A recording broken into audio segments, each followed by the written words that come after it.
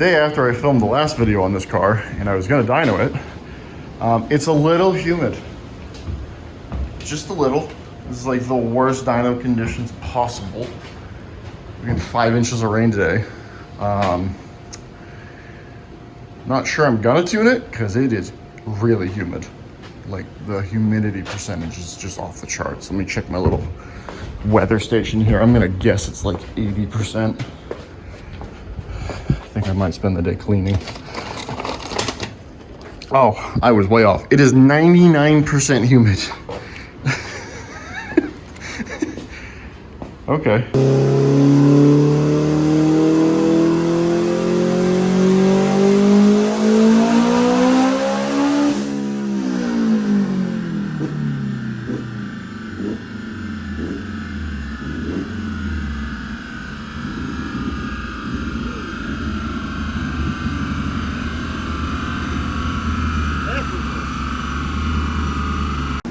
All right, first full pull. Well, not even full. I let off at only 8,600 RPM.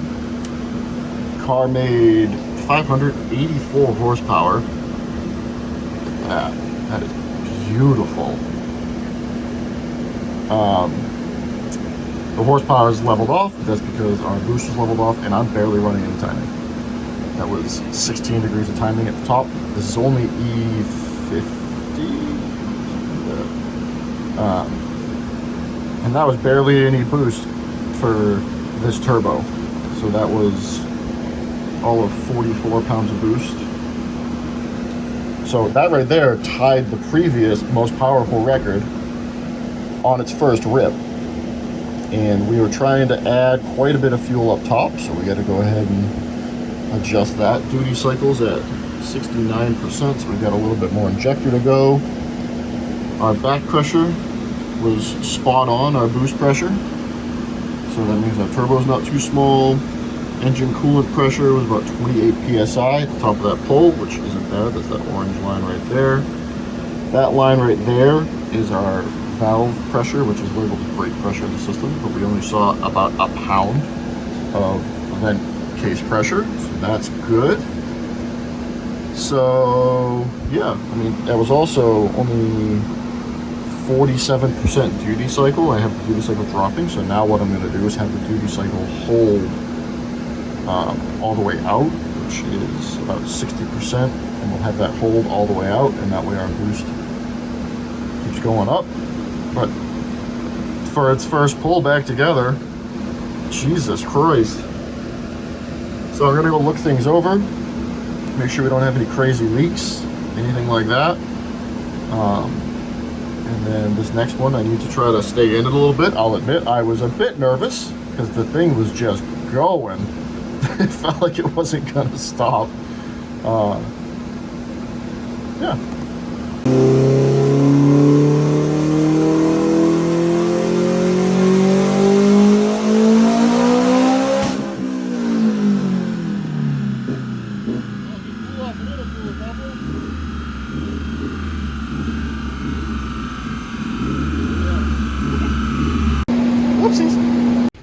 Okay, I fixed that, and I just went in here to look at the data log, and I found a problem. So I added 10% fuel, and it won 10% more in like the same spot. It's usually a sign something's wrong. So this is our fuel pressure, and you can see it rises to about 80 PSI where it should, and then it starts to drop off. And drop off. And drop. It keeps dropping off. So it's out of fuel pump, which is wild because this has a 550 LPH fuel pump in it, and this is only 53% ethanol. Oh, which means it's gonna need even more pump when I get more ethanol in here. I'm just trying to get this E50 blend to level out a little bit.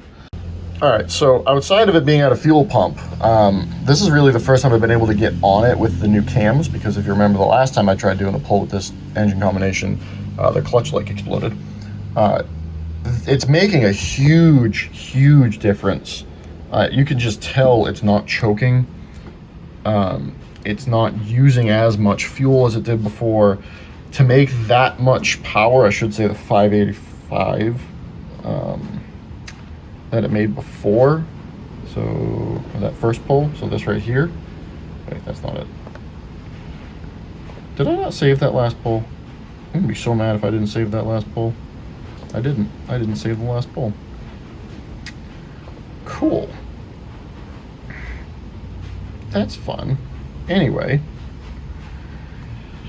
you guys saw the graph. I made 585. But to make that same 585 before on a stock cam, we were running like 56 pounds of boost. So that's way less boost for the exact same power. So it's definitely breathing better up top. So the cam change was definitely the move. The factory cams are they don't flow up top. I've said it a bazillion times. Once you start making actual real power, they stop flowing. So that last pull, everything else looked great. Our back pressure once again was fine. I'm not a fan of the battery voltage only being 12 volts. I might need to look into that. We're also using a ton of electricity, a ton of power, I should say. So, coolant pressure, pretty much the same. Our valve cover crankcase pressure, 1.4 psi. The breather's working. Oil pressure held at a healthy 95, 93 the whole time. Intake air temps got to about 90, 100, what do we got here? 106. So that's good. Not sure why I shut that reading off. Check that on this one, make sure it didn't do that on this one too. No, it didn't. Okay, so it made, it went to 115, and then the recovery was awesome. It already started going down. So intercooler stuff's all working. I think the car actually shut off at the end of that pull when that died, and I pushed the clutch in. What's really cool about having the clutch pressure thing is I can actually see, where I pushed the clutch in and held it down, which is that green area right there. So that's cool. So I guess I got to get a second pump and then figure out how to hook it up, which means changing wiring and a whole bunch of other stuff. So that just added a lot of fun to this. But we already matched the horsepower record, and now we'll get more fuel in this thing and we will blow it out of the water. It was on its way that last time. The boost was pretty much holding up to where it should have. The duty cycle was sitting flat at 60. And that thing popped at only 8,000 RPM. So if we go look at our graph here, it hadn't even started really rolling over. And this is also no timing. I want to remind everybody who's watching, this is not even 16 degrees of time. The timing ramp hasn't even been done yet because I just want to get the boost set up. There's so much more power in this thing. It's ridiculous. And I got 2,000 more RPM to go. That's nuts. Okay, so after consulting a buddy of mine who builds way more powerful cars than me, I don't think the fuel pump is the issue. I think the fuel pump wiring is the issue. So I've never needed to run bigger than like a 16 or 14 gauge wire to a fuel pump before, unless like I have a big PDM I'm using, such as the Haltech one, because that has 25 amp big boy wires. So I thought I was going to be fine with this, but odds are this is maxed out and creating a restriction. So I already ordered some 10 gauge hardware, and I'm going to just put another relay on, use the PDM as a trigger to fire that relay, and then run the power and ground from the fuel pump through a new bulkhead that I have coming up directly to the power and ground terminals that are coming out of the firewall. But that's more than likely the issue, because the fact that I'd be maxing out a 550 LPH pump at only E55 and call it 600 horsepower, that doesn't sound right. So